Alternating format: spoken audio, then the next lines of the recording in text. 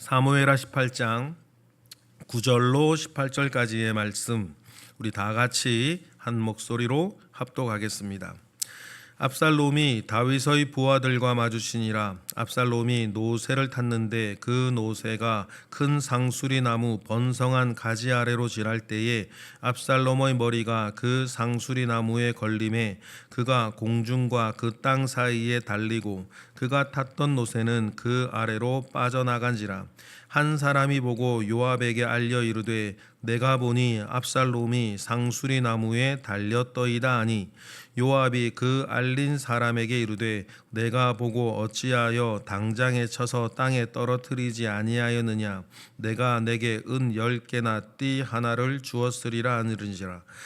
그 사람이 요압에게 대답하되 내가 내 손에 은 1000개를 받는다 할지라도 나는 왕의 아들에게 손을 대지 아니하겠나이다.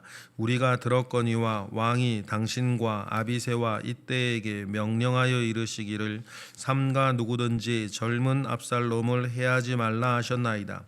아무 일도 왕 앞에서는 숨길 수 없나니 내가 만일 거역하여 그의 생명을 해하였더라면 당신도 나를 대적하였으리이다 하니 요압이 이르되 나는 너와 같이 지체할 수 없다 하고 손에 작은 창 셋을 가지고 가서 상수리 나무 가운데서 아직 살아있는 압살롬의 심장을 찌르니 요압의 무기를 든 청년 10명이 압살롬을 에워싸고 쳐 죽이니라. 요압이 나팔을 불어 백성들에게 그치게 하니 그들이 이스라엘을 추격하지 아니하고 돌아오니라. 그들이 압살롬을 옮겨다가 숲을 가운데 큰 구멍에 그를 던지고 그 위에 매우 큰 돌 무더기를 쌓으니라. 온 이스라엘 무리가 각기 장막으로 도망하니라.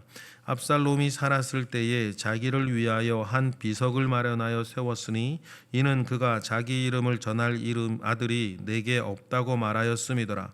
그러므로 자기 이름을 기념하여 그 비석에 이름을 붙였으며 그 비석이 왕의 골짜기에 있고 이제까지 그것을 압살롬의 기념비라 일컫더라.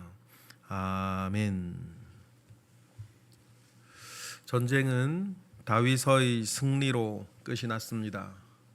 사실 개전하기 전에 이 전쟁은 다윗의 승리로 끝난다라고 하는 것을 아는 사람은 알았죠.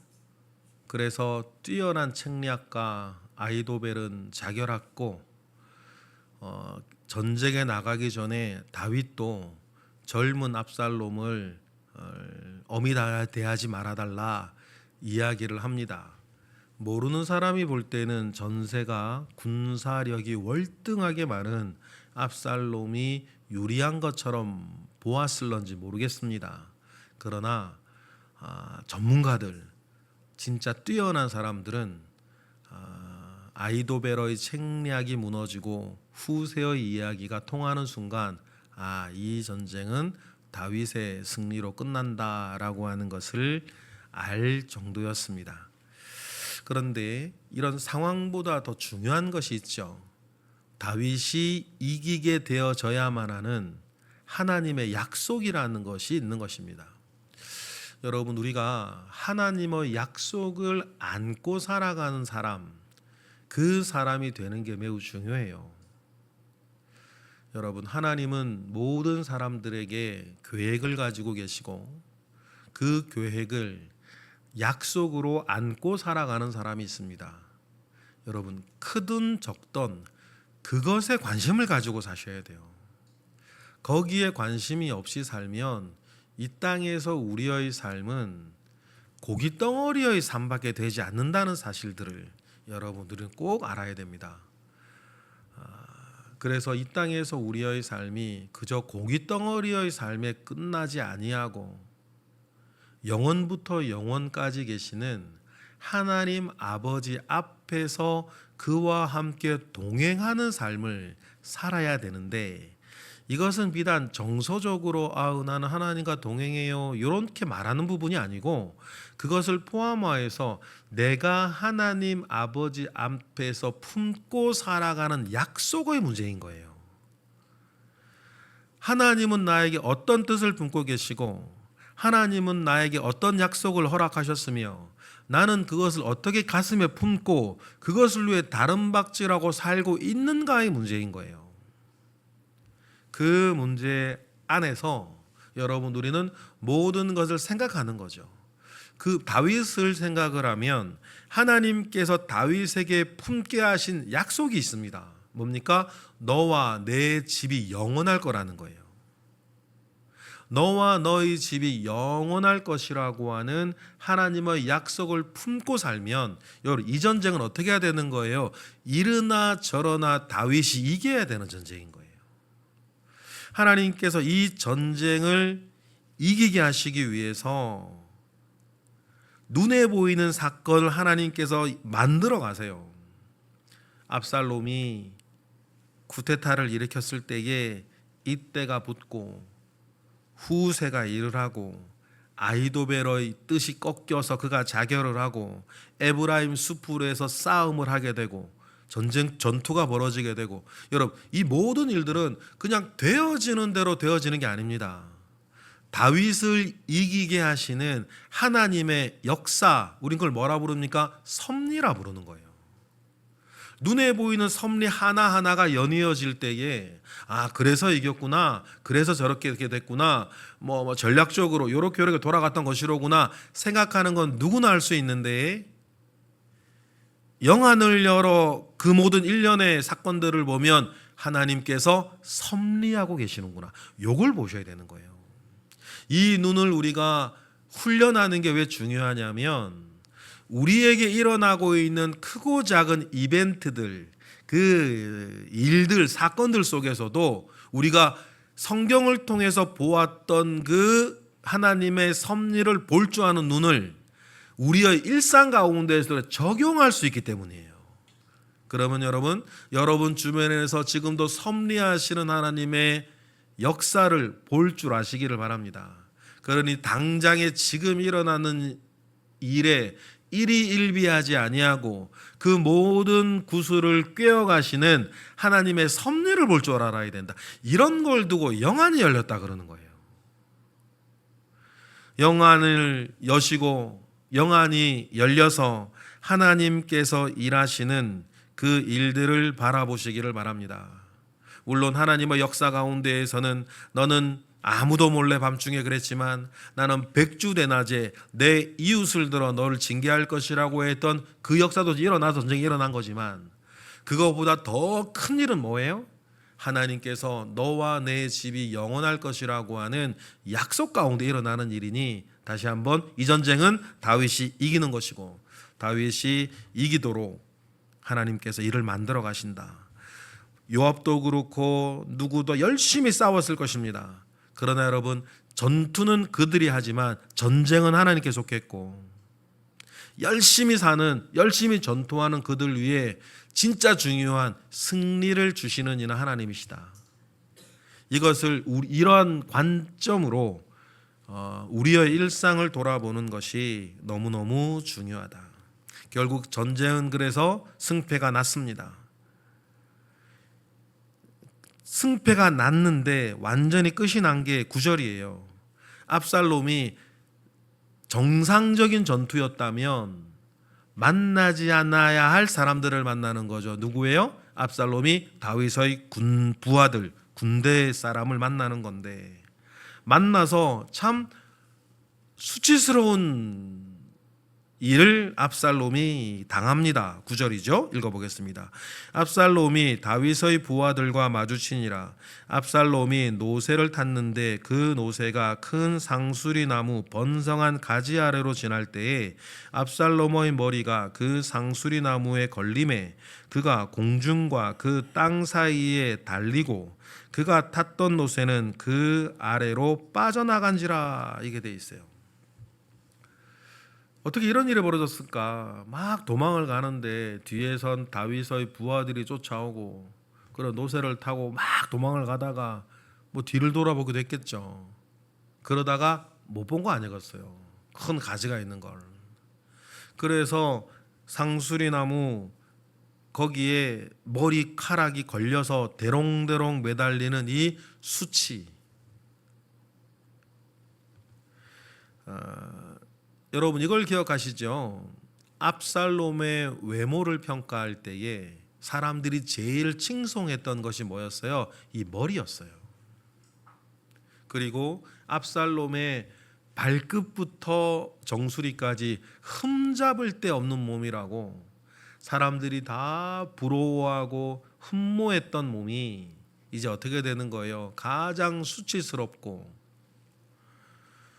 가장 저주스럽게, 신명기 21장에 보니까 나무에 달린 자마다 하나님의 저주를 받은 자니라 라고 하는 말씀처럼, 인간적으로 생각하면 자기의 가장 다른 사람들의 부러움을 샀던 머리카락과 그리고 그의 가장 아름다운 몸이 인간적으로 생각하면 가장 수치스럽게, 영적으로 생각하면 하나님의 저주를 받은 자가 되어 나무에 대롱대롱 매달려 있는 거 아닙니까?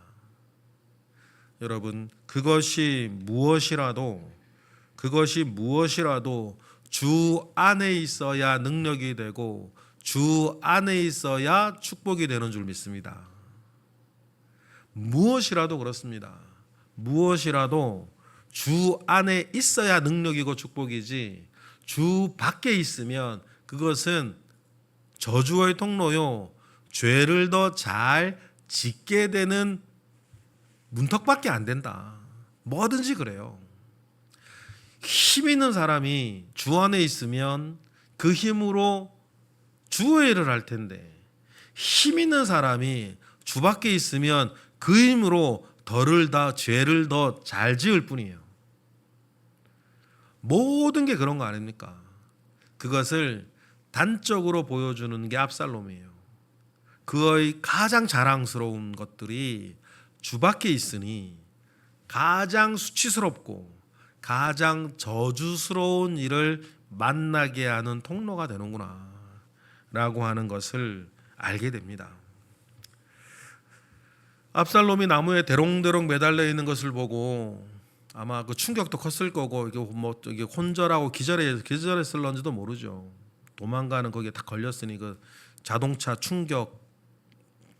충돌했을 때의 충격 같은 그런 게 있지 않았겠어요.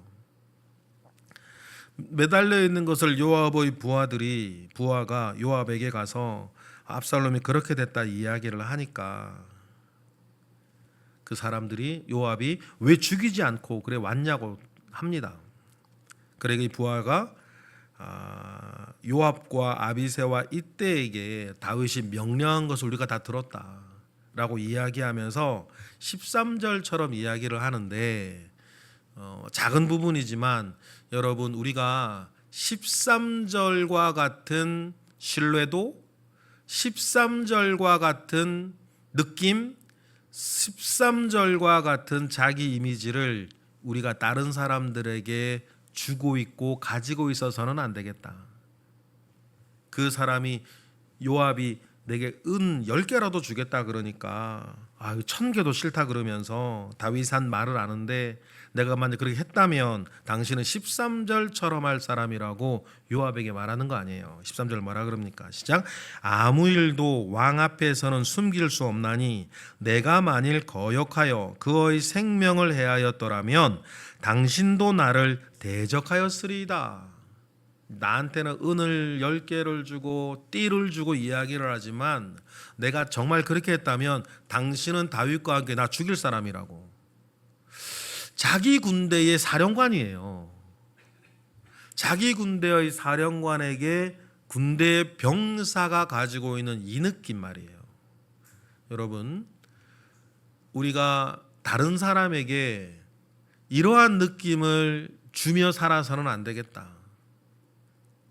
비겁한 이런 느낌, 정직하지 못한 이런 느낌, 자기를 위해서는 뭐도 할 수 있고 자기를 위해서는 뭐도 안 할 수 있는 이런 느낌, 직제가 있고 조직이 있어서 어쩔 수 없이 이렇게 복종은 하지만 전혀 존경하지도 않고 사랑하지도 않는, 직제와 조직이라 그랬는데 이것이 공적인 어떤 조직만이겠어요. 사적인 여러 부분들에 대해서 이러한 이미지는요, 어느 날 갑자기 들어오는 게 아니죠. 그동안 살아왔던 많은 삶들을 보면 요압이 다윗이 시킨다고 우리야도 죽이고 또 자기 여러 가지 안 갚음한다고 숙여서 아브넬을 그렇게 죽이고 왕이 되었을 때 다윗조차도 내가 힘이 없어서 이 스루야의 아들들 요압과 등등들이죠. 어찌할 수가 없다고. 내가 왕인데 이 사람들 때문에 뭐 할 수가 없다고 이야기하는 그때에 왕은 그렇게 말하자 밑에 있는 병사들은 앞에서는 복종하나 뒤에서는 아유 저 스루야의 아들 셋 말이야. 저 사람들 때문에 나라가 안 된다고. 그렇게 이야기하는 그 지경 말이에요. 요압 앞에서는 그렇게 이야기하지 못할 수 있겠죠. 지가 특별한 상황이 아니면. 그러니 여러분 우리가 큰 일을 해나가는 것과 그리고 그 속에서 자기를 아름답게 복되게 지켜나가는 일은 약간 별개의 문제인 거예요. 여러분 우리 모두는 하나님께나 사람들에게나 주님처럼 잘하면 잘할수록 시간이 가면 갈수록 더 사랑받는 사람들이 되시기를 바라요. 사랑받는 사람, 하나님께나 사람들에게 더 사랑받고 존경받는 길이 있지 않습니까? 우리가 모르질 않아요. 그 길을 꾸준하게 걸어가는 게 중요해요. 시간을 좀 내시고 그 일을 내 돈을 좀 쓰시고 내 재능을 좀 부으시고 그렇게 가야 되는 거지. 우리가 앞에서는 뭐 예의를 지키고 아니면 힘 있는 사람이라 이렇게 저렇게 말은 못하는데 뒤에서는 고개를 절레절레 흔드는 사람이 되어서는 흔들게 하는 사람이 되어서는 결코 안 되겠다 이런 얘기를 합니다. 근데 이 부하의 말이 사실이었나 봐요. 그러니까 14절에 요압이 화를 내면서 네가 나를 그렇게밖에 못 보냐 화를 내면 내가 그런 사람 아니라고 생각할 수도 있는데 요압이 14절에 뭐라 그러냐면 나는 너와 같이 지체할 수 없다. 이제 이건 됐고 뭐 이렇게 가는 거예요. 그러니 뭐 요압도 자기 스스로도 무의식 중에서는 나는 그런 사람이야 알고 있는 것 같은 거예요. 14, 15절 결국 그래서 요압과 요압의 무기 든 청년 10명이 압살롬을 죽여요. 압살롬이 비참한 죽음을 맞이합니다. 사실은 아히도벨의 말처럼 이 전쟁은 압살롬이나 다윗 중 한 사람이 죽어야 끝나는 전쟁이었단 말이에요. 다윗도 그것을 모르지 않았을 거라 생각은 하는데 다윗도 뭐 전쟁터 뻔한 사람이니까. 그런데 아버지 다윗의 입장과 왕으로서의 다윗의 입장이 늘 충돌하면서 이런 어려운 일들은 전쟁에서는 이겨야 되는데 요 압살롬이 죽어야 끝나는 이 전쟁에서 압살롬을 죽이지 말라 그러니 참 이 요압의 입장에서도 그럼 이 전쟁을 어떻게 하라는 거냐 또 억처구니 없었을 수도 있어요. 그런데 그런 상황이라면 나무에 대롱대롱 매달려 있는 압살롬이면 어떻게 뭐가 있는 거예요? 죽이지 않고 데려올 기회는 있는 거예요. 살아남았다고 해도 이 수치스러운 몸과 하나님께 저주받은 나무에 매달렸던 이 자가 다음에 어떤 일을 또 도모하기는 어려울 텐데 요압은 또 어쨌든 이렇게 결론을 내어버립니다. 그러니 다윗이나 압살롬 둘 중에 한 사람은 죽어야 끝나는 전쟁이니까 16절에 요압이 압살롬이 죽었으니 나팔을 불고 전쟁을 끝내버리는 거죠. 그리고는 압살롬의 시신을 가져다가 돌무더기를 쌓았다. 장사를 치러 주었다는 겁니다. 17절 그렇게 합니다. 그런데 이렇게 압살롬의 돌무더기를 쌓고 무덤을 만들어줘서 18절에 기념비를 만들고 그 기념비가 되었다라고 했을 때 이 압살롬이 성경에는 그동안 나오지 않았는데 어떤 자기에 대해서 이야기한 것이 18절에 나오는데 이 내용들을 보면 우리가 성경에 자세히 나와 있지 않지만 압살롬도 참 여러 가지 면에서 서러운 인생을 살았구나 라고 하는 것들을 알게 되죠. 그래서 돌 무더기를 쌓고 전쟁은 끝이 났는데 18절 읽어볼까요? 압살롬이 살았을 때에 자기를 위하여 한 비석을 마련하여 세웠으니 이는 그가 자기 이름을 전할 아들이 내게 없다고 말하였음이더라. 그러므로 자기 이름을 기념하여 그 비석에 이름을 붙였음에 그 비석이 왕의 골짜기에 있고 이제까지 그것을 압살롬의 기념비라 일컫더라라고 해요. 사무엘하 14장에 압살롬의 새 아들이 나와요. 이름은 안 나와요. 딸 이름만 나오죠. 누이 동생 이름 다말이라고 이름 짓지 않습니까? 그런데 자기의 새 아들이 없대요. 그러면 압살롬의 삶을 생각해 보면 자기가 그렇게 사랑하던 누이는 성경에 나와 있지 않지만 뉘앙스로는 자결한 것 같고, 딸은 어떻게인지 모르겠고, 압살롬의 새 아들도 이렇게 저렇게 다 죽은 것 같다는 거예요. 아버지한테는 버림받은 느낌. 이 모든 숱한 슬프고 괴로운 사건들이 지나가면서 압살롬은 제 생각을 해봤어요. 나는 이런 생각이 있었을까요? 하나님이나 아버지나 나는 그렇게 난 저주받은 사람인가? 내 삶은 왜 이렇게 독하고 어렵고 이 일들을 난도 겪어야 살아야 하는가? 이런 일들이 참 서럽고 괴로운 인생을 압살롬은 그렇게 살아갔던 것 같다. 그런데 여러분, 그럴 때 정말 중요한 건 뭐예요? 그 고통의 나날 가운데에서 하나님으로부터 은혜를 받아야 되는데, 그 고통의 나날에 하나님으로부터 은혜를 받지 못하니 압살롬은 이런 괴물이 되어져 가는,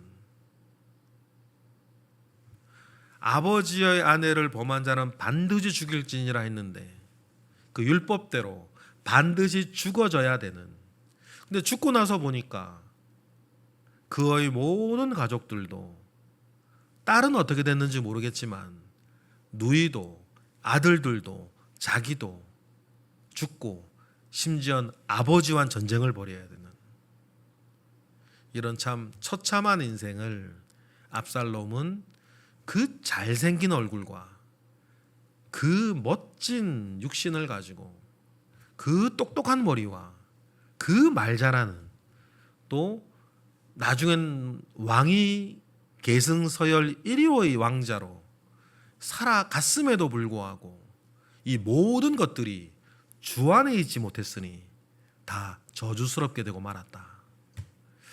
그런 삶을 여러분 우리가 보면서 우리가 무엇이 있고 없고 어떤 일이 나에게 생겼고 안 생겼고 그것보다 더 중요한 것은 내가 주 안에서 늘 은혜를 얻으며 사는 사람이라야겠구나, 그런 생각을 해봅니다. 늘 은혜를 구하시고 은혜 아래 있어 좋은 일은 더 좋은 일이 되고 나쁜 일도 좋은 일로 바꾸어 가시는 그 은혜가 우리 모두에게 있기를 주님의 이름으로 축복합니다. 기도하겠습니다. 하나님 감사합니다. 크신 은혜 가운데에 우리와 함께 하시옵소서. 크신 능력 가운데에 우리와 함께 하시옵소서. 주님의 크신 은혜와 능력이 늘 우리 가운데 있게 하옵소서. 하나님 아버지의 선하시고 온전하시고 기뻐하신 뜻이 늘 있게 하여 주시옵소서. 우리가 늘 하나님 아버지 앞에 은혜 받으며 좋은 일은 더 좋은 일로, 힘든 일은 또 좋은 일로 바꾸어가는 그 은혜가 연분연 우리 가운데 있게 하옵소서. 이 시간 드려지는 1000번째 예물들 가운데 주님 함께 하시고 오늘도 새벽을 깨워 기도하는 이들 가운데 역사하시옵소서.